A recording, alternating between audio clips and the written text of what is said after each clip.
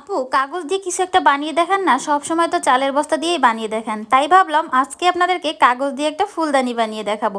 হ্যাঁ, এই সুন্দর ফুলদানিটা আমরা কাগজ দিয়ে বানিয়েছি, আর কিভাবে বানিয়েছি সবটাই দেখতে পারবেন যদি ভিডিওটা পুরোটা দেখেন। আশা করি আজকের ভিডিওটা আপনাদের অনেক ভালো লাগবে। তো এখানে আমি একটা ফ্রিজের কার্টুনের কাগজ কেটে নিয়েছি, আর সেটা ফুলদানির শেপে কেটে নিয়েছি।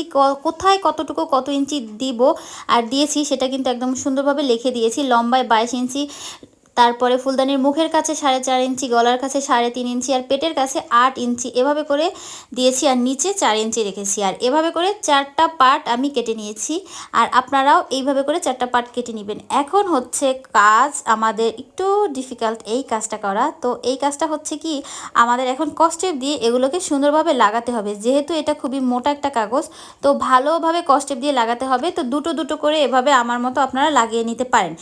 এখন হচ্ছে মোস্ট ডিফিকাল্ট কাজ। তো এটা করার সময় ভাই আমাদের একটু ভালোই প্যারা হয়েছে।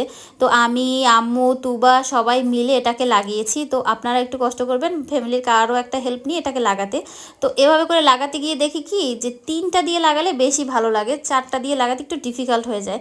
তো ভাবলাম যে 3টাই কাগজ লাগাই। তো সুন্দরভাবে কাগজ লাগানোর পরে শীতের মধ্যে রোদে বসে আম্মু এখন এই যে ফেভিকলের যে গামটা আছে সেটা পানির সাথে গুলিয়ে তারপর এটার চারদিকে ভালোভাবে দিয়েছে। এখন এটাকে শুকোতে দিতে হবে, তারপর রং করতে হবে। তো ফিরে আসি রং করার পরে।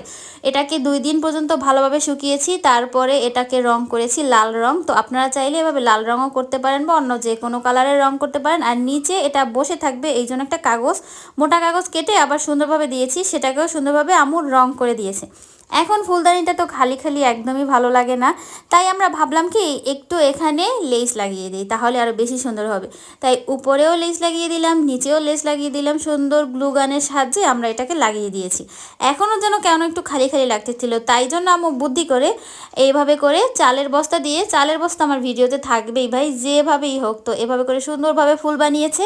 আর পাটের রশি দিয়ে এভাবে করে মানে দিয়ে দিল, আর পাতা দিয়ে দিল, সুন্দর হয়ে রেডি হয়ে গেল আমাদের কাগজের ফুলদানি। দেখে কেউ বুঝতেই পারবে না যে এটা আপনারা কাগজ দিয়ে বানিয়েছেন। ফুল রাখার পর দেখেন কত বেশি সুন্দর লাগতেছে। এখন বাসায় বসে কোনো টাকা খরচ না করে এত সুন্দর একটা ফুলদানি বাসায় বানিয়ে ফেলতে পারবেন।